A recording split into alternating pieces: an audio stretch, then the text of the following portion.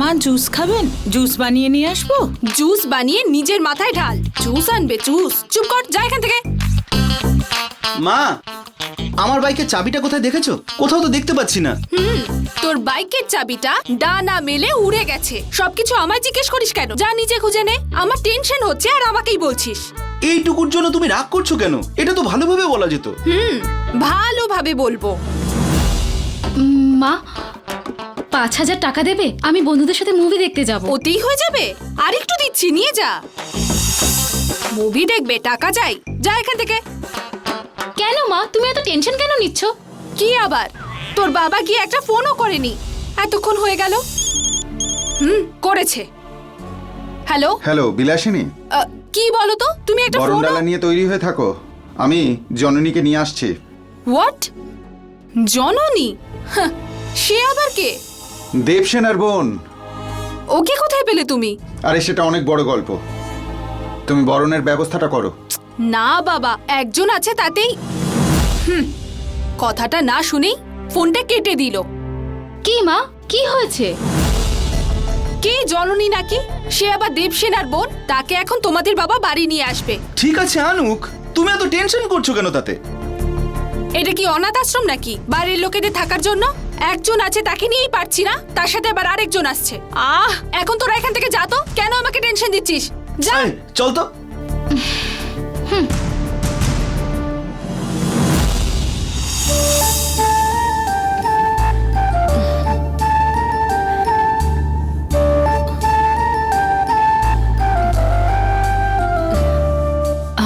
এভাবে কেন দেখছো? তোমাকে দেখলে তো দেখেই যেতে ইচ্ছে করে মা। দেখো, আমি তোমার থেকে বয়সে অনেক ছোট। তুমি আমাকে মা বলে ডাকলে আমার খুব খারাপ লাগবে। কিন্তু আমার তো তোমাকে দেখলে মাকে দেখছি বলে মনে হয়।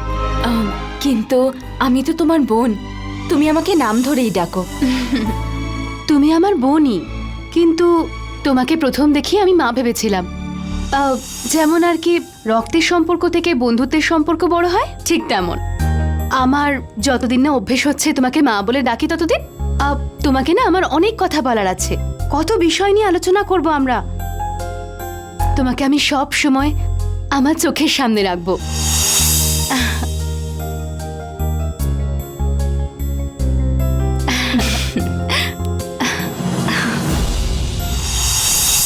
তুই আরতির থালা রেডি করেছিস তো? ওটাই তো তখন থেকে বারবার জিজ্ঞেস করছি।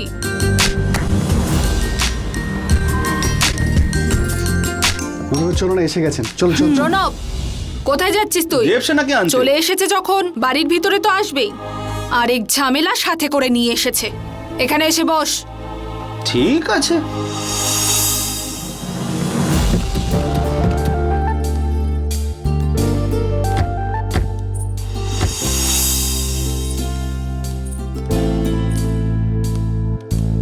এসো মা জননী, এসো।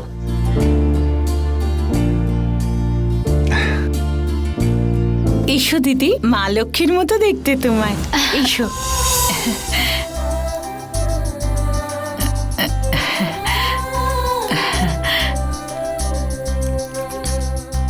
কারো যেন নজর না লাগে।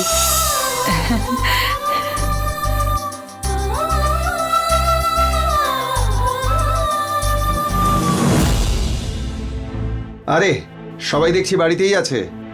জুম্বা ডান্স করতে গিয়েছিলে বোধহয়। পা মুচকে গেছে বলে সামনে এলে না?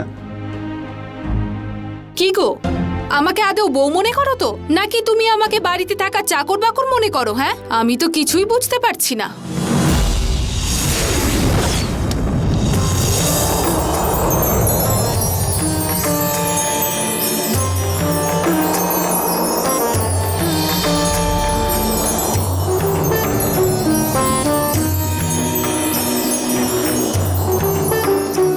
মা জননী, এটা একটা অভূতপূর্ব মণি। এটাকে প্রতিদিন তুমি নিজে পুজো করো, কিন্তু এই মণির ব্যাপারে তোমাকে আমার কিছু কথা বলার আছে। কি বলবেন বলুন গুরুদেব। এই নাগমণি শক্তির জন্যই তুমি বেঁচে আছো। আর ভবিষ্যতেও তুমি যাতে কোনো কষ্ট বিপদের মধ্যে না পড়ো, এই নাগমণিই তোমাকে বাঁচাবে। কারো কোনো কষ্ট থাকলে এই নাগমণির দ্বারা সেই সমস্যা থেকে মুক্তি পাবে। সদা নিষ্ঠা ভক্তির দ্বারা জঙ্গলের দেবীকে সর্বদা পাহারা দেওয়া নাগ লোকের পূজনীয় শ্রদ্ধেয় রানী নন্দিনীর অংশ আছে এই নাগমণিতে। এরপর থেকে এটা তোমার কাছেই থাকবে।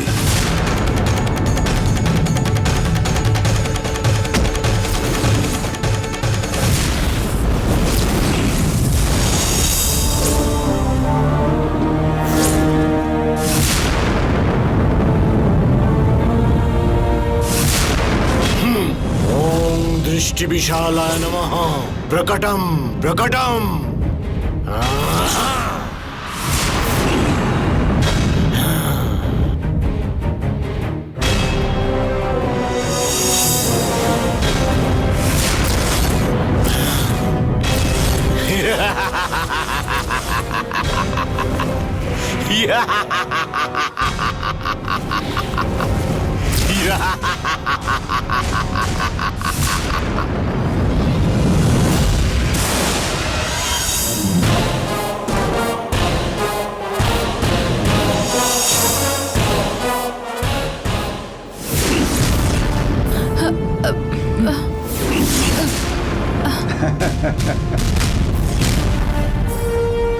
আমিও চমকে গিয়েছিলাম যখন প্রথম ওকে দেখেছিলাম। জননী, এ হলো বিলাসিনী, আমার সহধর্মিনী।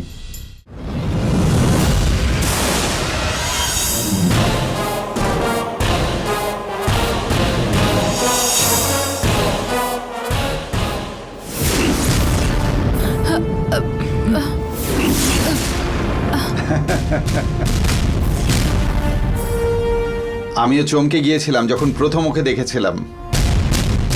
জননী, এ হলো বিলাসিনী, আমার সহধর্মিনী। আর এরা আমার দুই সন্তান, প্রণব, নিবেদিতা। আরে এসব কিছু দরকার নেই, এসব আমার পছন্দও হয় না। বড়দের দেখলে তাদের পা ছুঁয়ে আশীর্বাদ নিতে হয় শিখিয়েছেন আমার গুরুদেব। ওনার মাথা খারাপ হয়ে গেছে, এইসব তো নিজেকে ছোট করা। তাছাড়া আমি আশ্রম যাওয়ার মতো বয়স্ক হইনি, জাস্ট 40। বোধহয় 44। শোনো, একটু মুখ বন্ধ করে থাকো তুমি। ছাড়ো না, ও নিজের আশ্রম থেকে যা শিখে এসেছে তাই করেছে। প্রণব, নিবেদিতা, ও হলো জননী। এরপর থেকে ও আমাদের সাথে এই বাড়িতেই থাকবে। আমরা যেমন সবাই একসাথে থাকি, ও আমাদের সঙ্গে থাকবে।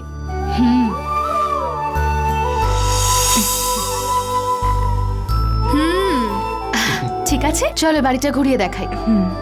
আমি ওকে একটু ঘুরিয়ে আনছি। এসো।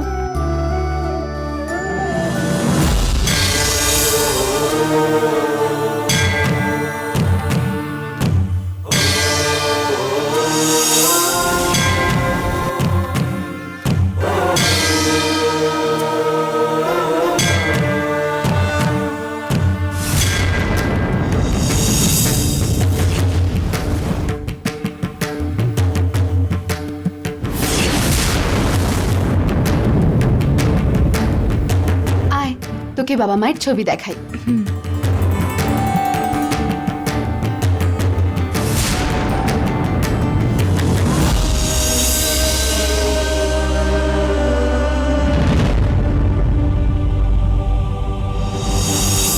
আমাদের দুজনকে এইভাবে দেখে তারা নিশ্চয়ই খুব খুশি হচ্ছে।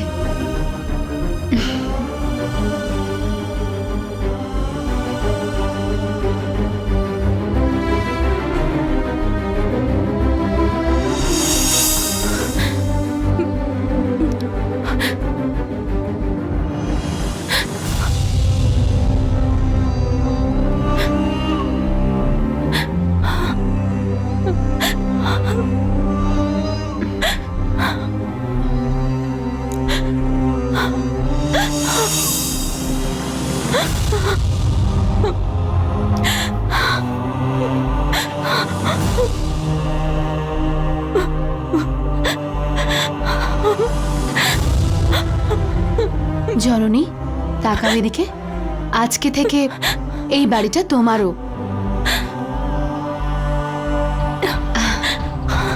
তুমি এখানে তোমার যেভাবে ইচ্ছে হয় থাকতে পারো, কেউ তোমাকে কিচ্ছু বলবে না।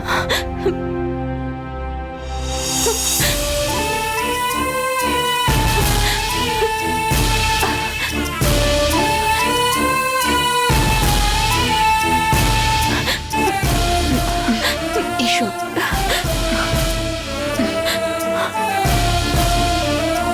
আর এত কেঁদো না।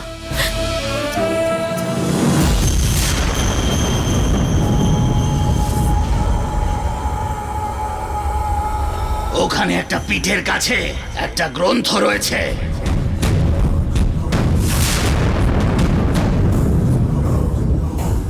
ওটাতে 18টা খণ্ড আছে। ওই মহাযোগ এক এক গ্রন্থ শেষ করার সাথে আমার শরীরের এক এক অংশ আসতে শুরু হলো। 18টা খণ্ডে 18টা অংশ, আর ওই 19তম খণ্ড ওই চন্দনের পিঠের ভেতরে রয়েছে। ওটা খুলে দেখ তুই।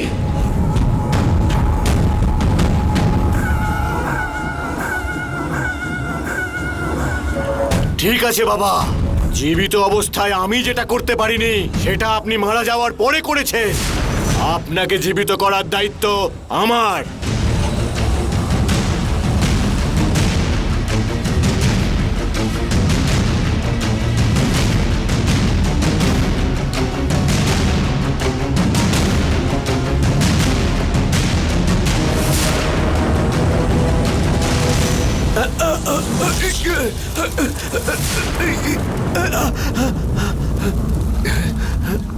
এটা কি হলো?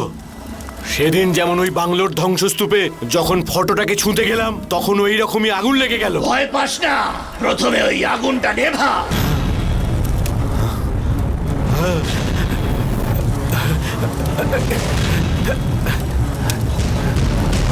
এটা কি হলো? এটা তো অকারণেই পুড়ে গেল। এবার আমি কি করব?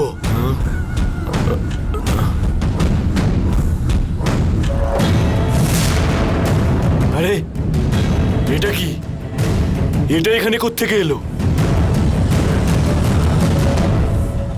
মূর্খ, ওটাকে ছুরিস না তুই। তাল পাতায় লেখা শক্তি একটা মূলে, আর যেটা ধরে আছিস সেটা অন্য একটা মূল। ওটা তিনিই বলতে পারবেন যিনি লিখে গেছেন।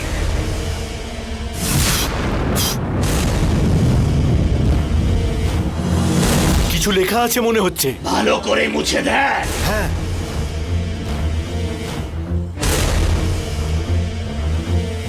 বাবার বুকের উপরে শত্রুর রক্ত দিতে হবে। এটা পড়ে তো কোনো কিছুই বুঝতে পারছি না। মনে হয় কোনো মন্ত্র লেখা আছে। হ্যাঁ। এত নিরাশ হোস না, সবকিছুর জন্য একটা সময় থাকে। আসবে, নিশ্চয়ই আসবে।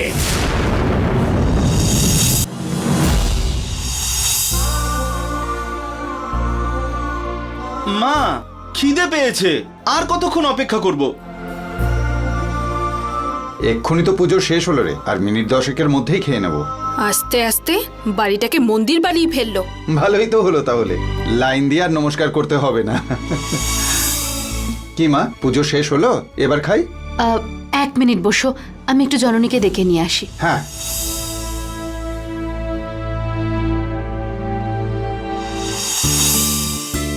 আয় কা কা কা কা। আহ কা কা।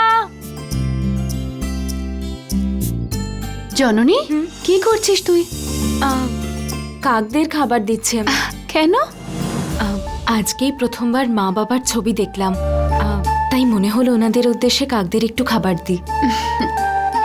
গঙ্গাও এরকম করতো জানিস? প্রত্যেকদিন এরকম করিস তুই? না, আজকেই করলাম আমি এরকম। ঠিক আছে ঠিক আছে, এবার তুই ভেতরে চল, সবার খুব খিদে পেয়েছে। হ্যাঁ।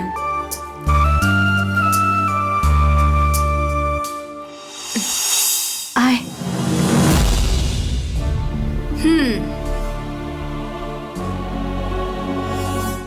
এক্ষুনি চলে আসবে। এসে গেছি তো, সবাই শুরু করো। পুজো শেষ হয়েছে তো মা, এবার তবে শুরু করি।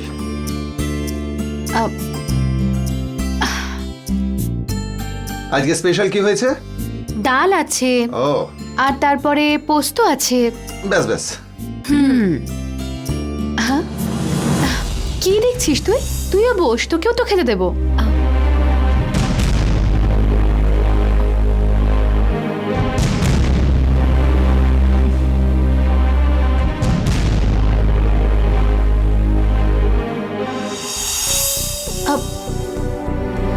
জননী, নিচে গিয়ে বসলি কেন?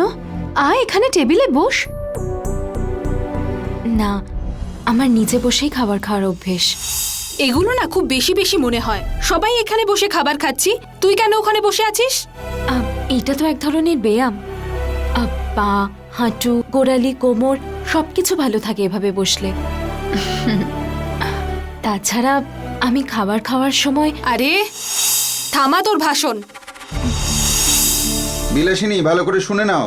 হাজার হাজার টাকা দিয়ে তুমি নাচ শিখতে যাচ্ছ। এর চেয়ে যদি মাটিতে বসতে তাহলে এমনি স্লিম হয়ে যেতে। আহা, ঢাকের সাথে ঘন্টাও বাজতে শুরু করলো। ভালোই জড়ি হয়েছে। দময়ন্তী, আমার রুমে খাবারটা পাঠিয়ে দে। এই, শান্তিতে বসে খেতেও দেবে না। আরে হ্যাঁ, আমাকেও রুমে দিয়ে দাও। আরে এই, আর আমাকেও। আরে চুপ করে থাক তোরা। জননী, নিচে গিয়ে বসলি কেন? আয় এখানে টেবিলে বস। না, আমার নিচে বসেই খাবার খাওয়ার অভ্যেস।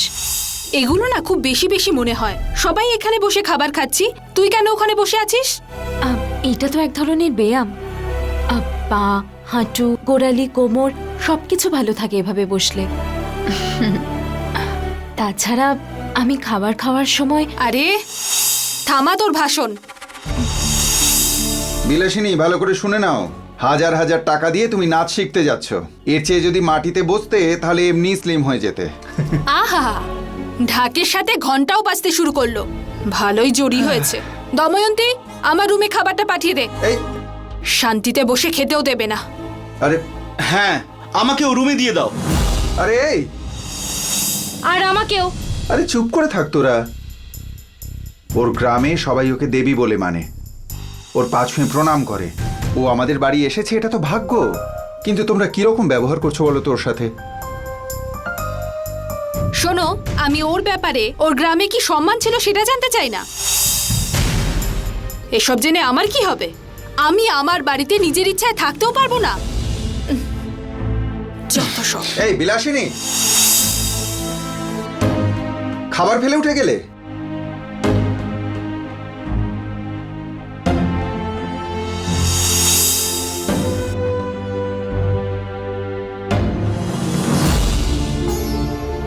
আই এম সরি জননী।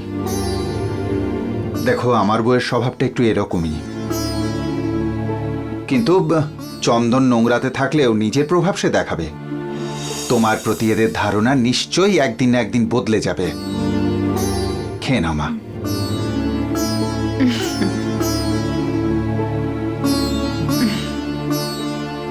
It's okay. নাও দিদি। তুই খাবার খা।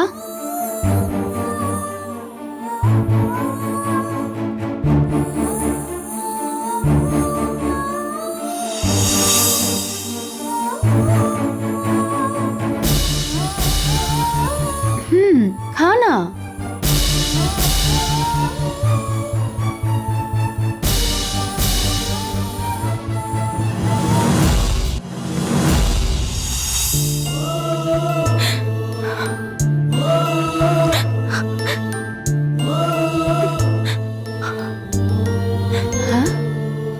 জননী,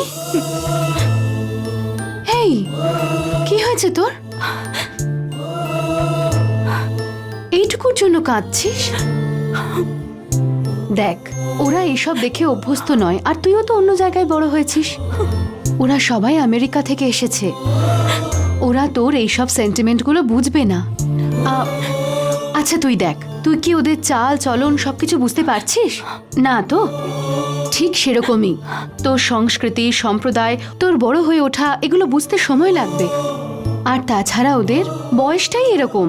ওরা যা দেখবে সেই নিয়ে প্রশ্ন করবে, ঠাট্টা করবে। ওরা করুক না, তুই যেটা করিস সেটাতে তুই বিশ্বাস করিস তো? তাহলে কে কি বললো তাতে কিছু আসে যায় না, ধৈর্য রাখতে হবে তোকে। নে এবার দুধটা খেয়ে নে, খাবারটাও খাসনি তুই ঠিক করে, নে ধর। না দিদি। ঠিক আছে, তুই খাবি না তো, খেতে হবে না তোকে। তাতে যদি আমার একটু মন খারাপ হয় তাতে তোর কি হবে, তাই না? খেয়ে নে, খা।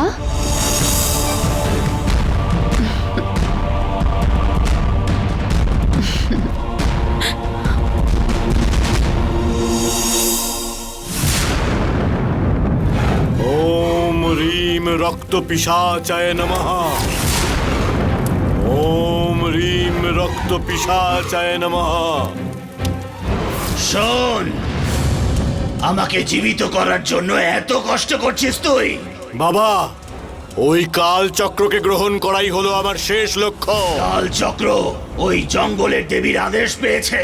শুধু তাই নয়, ওই কাল চক্রগুলোকে নিজের বশে করে নেওয়া অত সহজ নয়। ওটার জন্য নাগমণি দরকার। নাগমণি অত সহজে কারণ নজরে পড়ে না, এতে শত্রুর রক্তের সাহায্য চাই। শত্রু? হ্যাঁ, বলুন বাবা, এমন কে আছে? হ্যাঁ?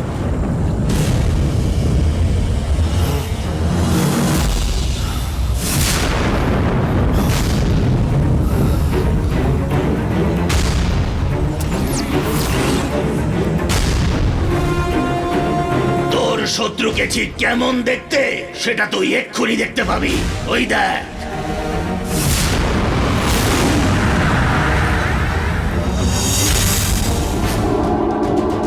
এ আমার শত্রু।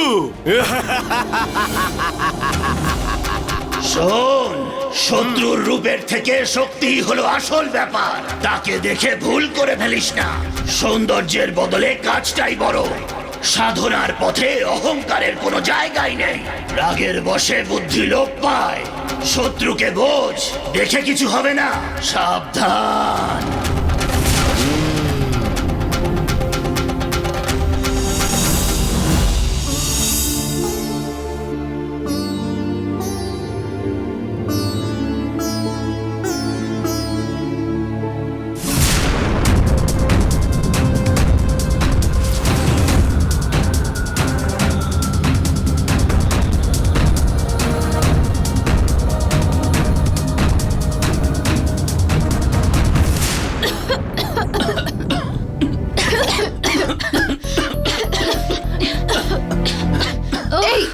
কি করছিস রে তুই? বাড়ির মঙ্গলের জন্য ধুনো দিচ্ছি। এ কি মা, সকাল সকাল ঘন্টার আওয়াজ! এ তো দেখছি শান্তিতেও ঘুমোতে দেয় না আমাদের। সকালে উঠে এইসব কাজ তোকে কে করতে বলেছে? আমি তো মনে করলাম বাড়িতে মনে হয় আগুন লেগে গেছে। এই ধুনুর ধোয়া ভালো বিলাসিনী। আপনি আবার তাই বলে কি কোনো সময় নেই? ঘন্টা বাজিয়ে সবাইকে ডিস্টার্ব করে এসব করার খুব দরকার ছিল। ঘন্টা না বাজালে তুই কি করে জানবি ওর শ্রদ্ধা ভক্তি সম্বন্ধে? জাস্ট টু মাচ মা। টু মাছ না, তোমাদের টু মাছ। একদিন সকালবেলা উঠলে কেউ মরে যায় না। আরে ওর রুমে যাই করুক, আগুন লাগাক বা ধোয়া দিক, আমাদের ডিস্টার্ব না করলেই হলো। বেশ, একটু বাড়াবাড়ি হয়ে যাচ্ছে। দেখো মা, কাল থেকে তুমি বিকেলে ধুনো দিও। বিকেলেও লাগবে না, সকালেও লাগবে না।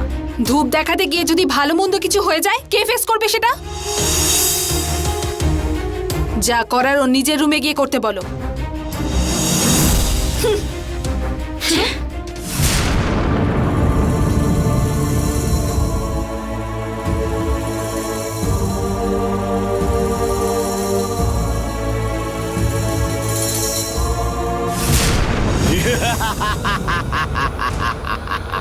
তোর হাসির কারণ কি? শত্রুর শত্রু হলো পরম মিত্র। মানে? ওই নাগমণিকে পাওয়ার উপায় ওই বাড়িতেই আছে বাবা।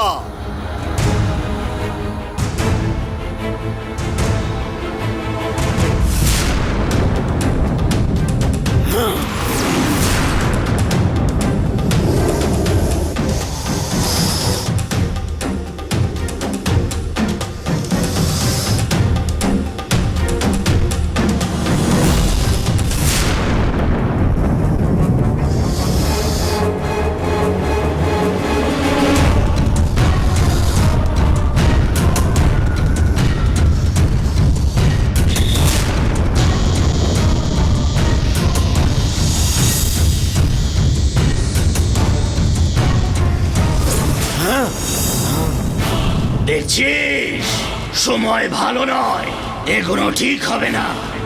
এই অষ্টবক্রকে বাধা দেওয়ার সাহস কারুর হবে না। শাস্ত্র, ভয়, ভীতি, সময় এসব শক্তিহীনদের জন্য, এই অষ্টবক্রের জন্য নয়।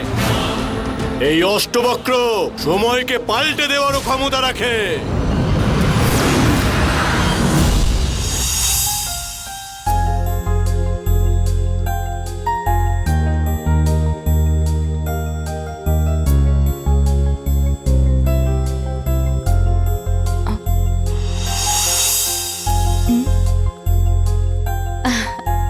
জননী, কি এত দেখছিস? যেন কোনো আর্টস স্টুডেন্ট কেমিস্ট্রি ল্যাবে এসেছে, এমন অবাক হয়ে তাকাচ্ছিস তুই।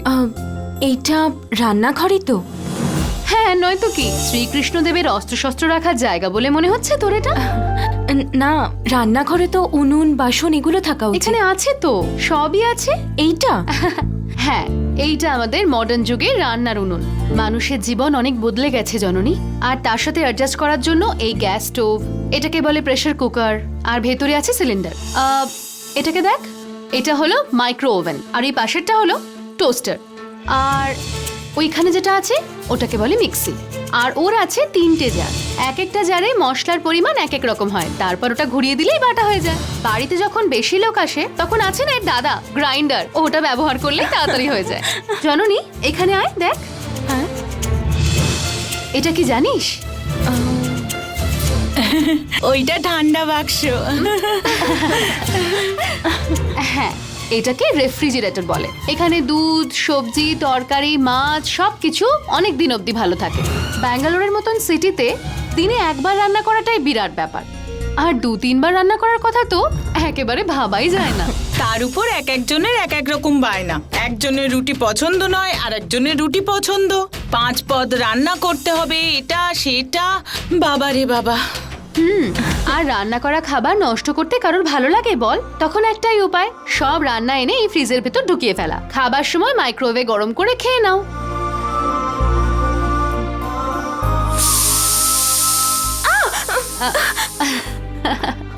কিচ্ছু হয়নি জননী, এটা কুকারের আওয়াজ। এটা আসার পর থেকে ভাত, তরকারি, সবজি সব ফটাফট রান্না হয়ে যায়। কোনোদিনও কুকারও দেখোনি তুমি? ও দিনে 300 বাচ্চার রান্না একা করে ফেলতে পারে। আশ্রমে রাখতে গেলে 500টা কুকার রাখতে হবে। তাও কুকারের হুইসেল শুনে ভয় পাওয়া টু মাচ। কেন রে, তুই আরশোলা দেখলে ভয় পেয়ে লাফাস না? ও এর আওয়াজে ভয় পেয়েছে।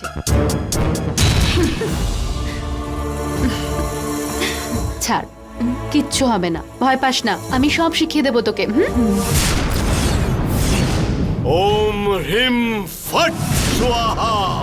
মোটা নাটা,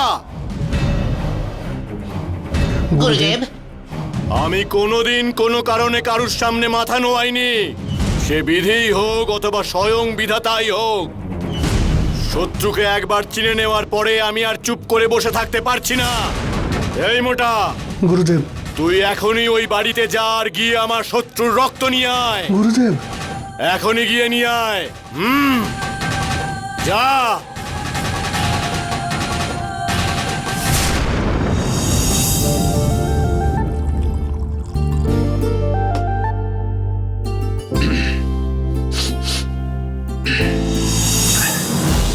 রান্নাঘর থেকে বেরোচ্ছে আলুর পরোটার সুগন্ধ, সঙ্গে হিং দিয়ে আলু চচ্চড়ি। সেই কারণে আমার পেটের নাড়িভুঁড়িগুলোয় যেন আগ্নেয়গিরির মতো একেবারে দাউ দাউ করে আগুন জ্বলছে। বড্ড খিদে পেয়েছে রে। দিদি, আর কত দেরি করবে? তাড়াতাড়ি আলুর পরোটাটা দাও না। এই, শুধু তোর জন্য কেন রে? আমিও এই বাড়ির মেয়ে, লেডিস ফার্স্ট। আহা, লেডিস ফার্স্ট মানে মা আগে হবে। উনি তো তোর থেকেও বড়, কি? হতে পারে, কিন্তু আমি তো তোর থেকে অনেক ছোট। পেটের খিদে আর সহ্য হচ্ছে না। প্লিজ দাদা, তুই তো আমার সোনা দাদা। দিদি, প্রথমে ধোসাটা আমাকেই এনে দাও। হ্যাঁ, আনছি বাবা।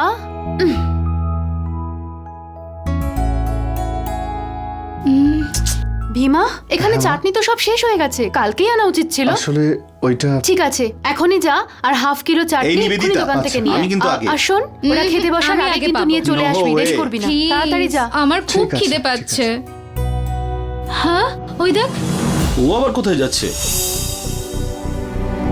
এই ভীম, তাড়াতাড়ি একটু চাটনি নিয়ে আয়, সবার খিদে পেয়ে গেছে। আচ্ছা তো ঠিক আছে দাদা। এ আবার কোথায় গেল? ধোসাও নেই, চাটনিও নেই। বাড়িতে যা চাটনি ছিল শেষ হয়ে গেছে, আমি ভীমাকে আনতে দিয়েছি, ও এক্ষুনি চলে আসবে। এই দময়ন্তী, মনটা কোথায় থাকে তোর? এই বাড়িতে কি আছে কি না আছে সেটা আগে দেখতে পারিস না? মা, আমাকে একটু সময় দিন, আমি এক্ষুনি বানিয়ে দিচ্ছি। তাহলেই হয়েছে আর কি। উফ।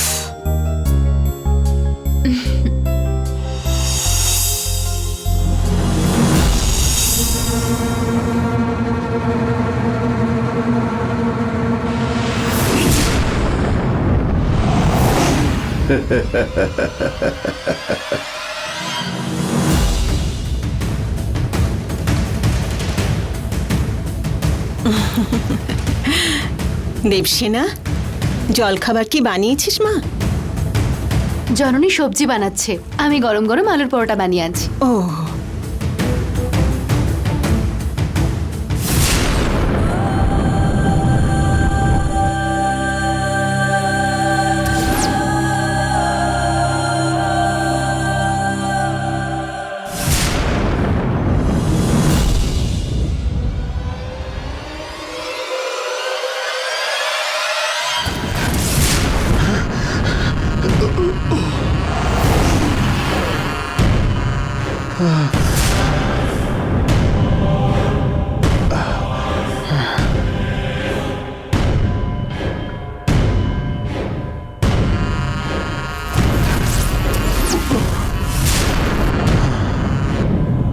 কোনো একটা শক্তি আমাকে প্রবেশ করতে বাধা দিচ্ছে।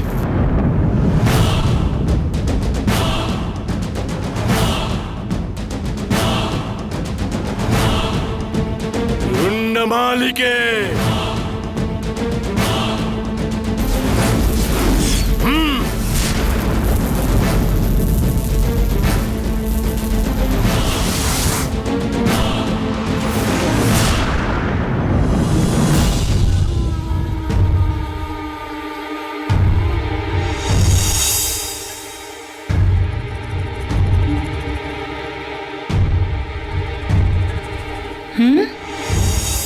আরে কি ব্যাপার, এখানে দাঁড়িয়ে কি করছিস? দিদি যে জিনিসটা আনতে দিল এনেছিস? আসলে টাকা নিতে ভুলে গিয়েছিলাম, তাই নিতে এলাম। আরে তাহলে এখানে এতক্ষণ হাঁদার মতো দাঁড়িয়ে কি ভাবছিলি? যা, টাকাটা নিয়ে দোকানে যা।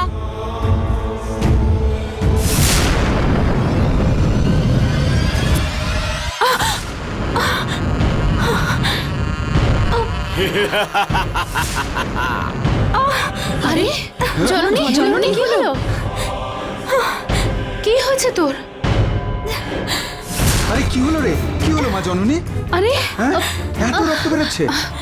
কি করে করলি বলতো? এত হুটোপাটি করার কি ছিল? সবকিছু তোমার জন্য হয়েছে। আরে দেবসেনা, ওকে নিয়ে যাও মা, একটু ব্যান্ডেড লাগিয়ে দাও। চল আমার সাথে চল। দেখে কাজ করবি তো, চল।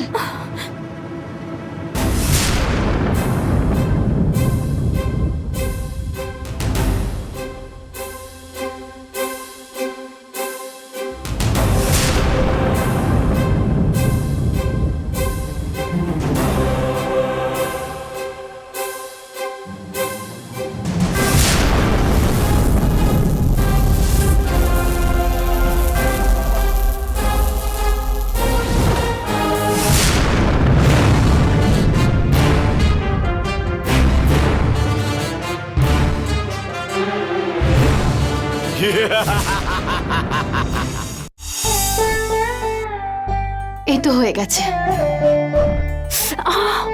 দিদি, খুব ব্যথা করছে। একটু সহ্য কর বাবু, দেখবি ঠিক হয়ে যাবে। আচ্ছা জননী, আঙ্গুলটা কি করে কাটলো খেয়াল করতে পারলি না? কি করে সবজি কাটছিলিস বলতো তুই? এটা যে হবে আমি তো জানতাম। হ্যাঁ, প্রথমে নিজে থেকে কাজ করবে বলে এগিয়ে আসবে, তারপর এই ধরনের ঘটনা ঘটিয়ে বাড়িতে চুপ করে বসে থাকবে। শহরের জীবনযাত্রা না জানা থাকলে এসব করার কি দরকার?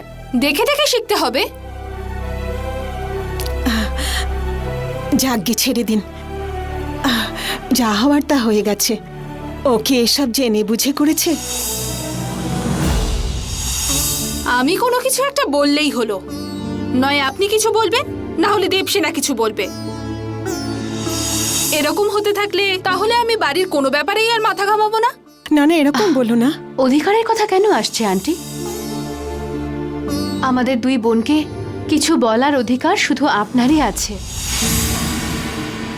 বেকার যত সব ঝামেলা, পুরো নিয়ে এসেছে তো ওদের এখানে। প্রথমে ওকে ছাড়া উচিত। তুমি কি চিন্তা করছো গো? যা হবার তা হয়ে গেছে। এরপরে ও আস্তে আস্তে সব কিছু শিখে নেবে, তুমি দেখে নিও। ঠিক আছে ঠিক আছে, আমি কিছু বলবো না, যা ইচ্ছে তাই করো।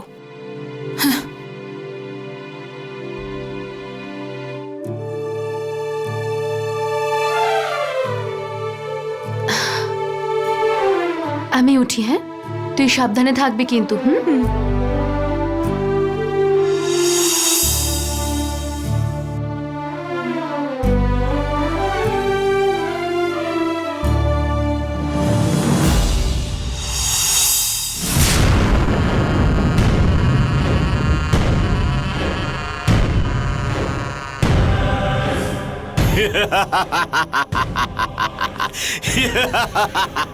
মোটা মোটা, ভালো, খুব ভালো মোটা। কোথায় মোটা? রক্ত, রক্ত কোথায়?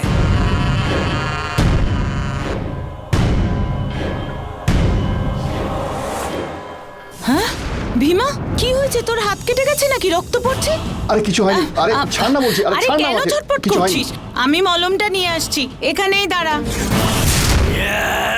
বীরত্বের কাজ করেছিস ভেবে আমাকে মুখ দেখাতে এসেছিস? গুরুদেব, গুরুদেব আমি সাবধানেই নিয়ে আসছিলাম, এতে আমার কোনো ভুল নেই গুরুদেব। তুই যদি একটু লক্ষ্য রাখতিস তাহলে আর এটা হতো না। আমি সত্যি বলছি, এতে আমার কোনো দোষ নেই গুরুদেব। আবার সেই একই কথা বলছিস? হ্যাঁ? তোকে যদি আমি মারি তাহলে তুই কি আর বেঁচে থাকবি বলে ভেবেছিস? হাতের মুঠোয় আসা সুযোগটা নষ্ট করে দিলি। আমার হাতে আসা খাবার মুখে যাওয়ার আগেই শেষ করে দিলি। হ্যাঁ? এখন আর বুকে ওকে কোনো লাভ নেই।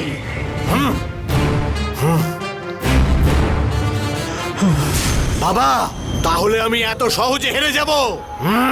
না, এটা আমি সহ্য করব না, সহ্য করব না। কেন এমনটা হলো সেটা আগে চিন্তা কর। মানে? সেই সময় ও কেন ওখানে এলো? মানে ওই বাড়িতে কোনো অন্য শক্তি আছে?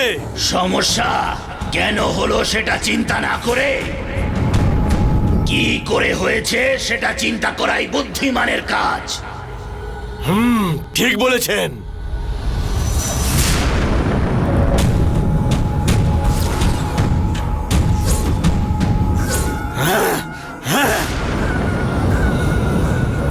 ওম রুদ্র, হাওয়া হাওয়ামি।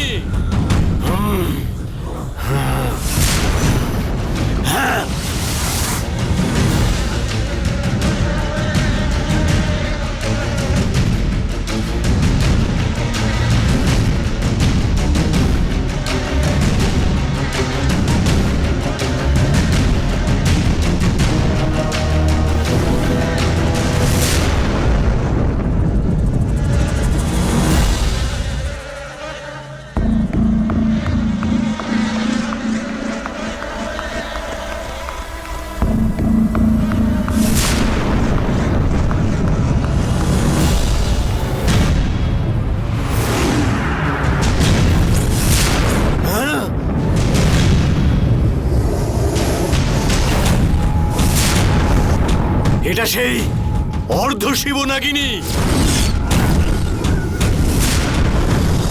মহাগ্রন্থে এটার ব্যাপারে লেখা আছে, একবার পড়ে দেখ। অর্ধ শিবনাগিনী।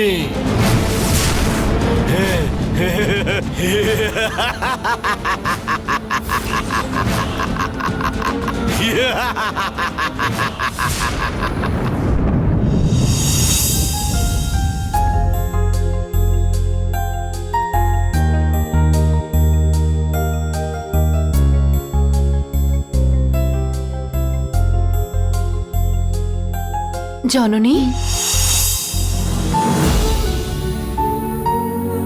দিদি আমার সবকিছুই ভুল মনে হয়। এখানকার নিয়ম কানুন আমি কিছু জানি না। সামান্য জলের জন্যও বাছবিচার করা হয়।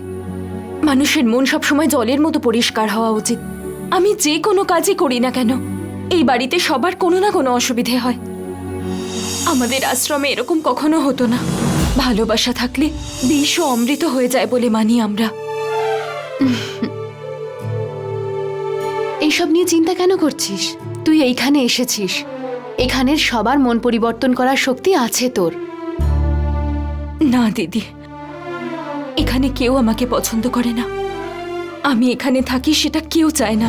ছি, এইসব কিচ্ছু না। কেন এসব চিন্তা করছিস জননী? সবার মনের এই বিষ অমৃত হতে কিছুদিন তো সময় লাগবেই। সব ঠিক হয়ে যাবে, দেখিস জননী। না দিদি, তুমি আমাকে সান্ত্বনা দেওয়ার জন্য বলছো। এই এত বড় শহরে এখানে অন্যের কষ্টের কোনো দাম নেই। সেই জন্য আমি সিদ্ধান্ত নিয়েছি। কি সিদ্ধান্ত নিয়েছিস? দিদি, আমি আবার গ্রামে ফিরে যাব। এই এত বড় শহরে এখানে অন্যের কষ্টের কোনো দাম নেই। সেই জন্য আমি সিদ্ধান্ত নিয়েছি। কি সিদ্ধান্ত? দিদি, আমি আবার গ্রামে ফিরে যাব।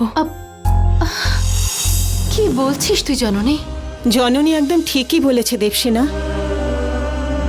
এইখানে কি ওকে কম কষ্ট সহ্য করতে হচ্ছে? ছোট মনের মানুষেরা সব সময় খারাপটাই খুঁজে বেড়ায়। ওর নিষ্ঠা আর বিশ্বাসের উপরে সবাই মিলে ঠাট্টা করছে। আমাদের সামনেই তো সব কিছু ঘটছে, আমরা কিচ্ছু করতে পারছি না। ওকে সবাই মিলে শুধু কথা শোনাচ্ছে। বেচারি, এই মুহূর্তে ও আর কি করতে পারে? এত বছর পরে আমি আমার বোনকে ফিরে পেয়েছি, আর ওকে এত সহজে চলে যেতে দেব? আর ওইখানকার লোকেরা কি ভাববে বলো তো? কিচ্ছু মনে করবে না মা। ও ওখানে রানীর মতো ছিল, শান্তিতে ছিল। এইখানে আমাদের কারণে ওকে সবার কাছে কথা শুনতে হচ্ছে। শুধুমাত্র আমাদের জন্য ও কেন কষ্ট সহ্য করবে? না, আমার মনে হয় ওকে ওর জায়গাতেই পাঠিয়ে দেওয়া উচিত। ওখানেই ও সুখে থাকবে। আর এই ব্যাপারটা আমি তোমাদের উপরে ছেড়ে দিলাম।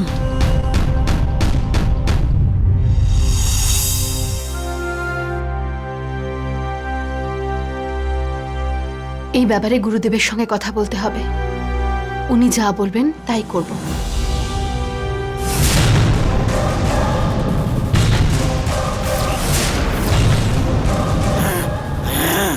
ওই গাধাটা যদি ঠিক করে কাজটা করতো তাহলে এটা হতো না বাবা।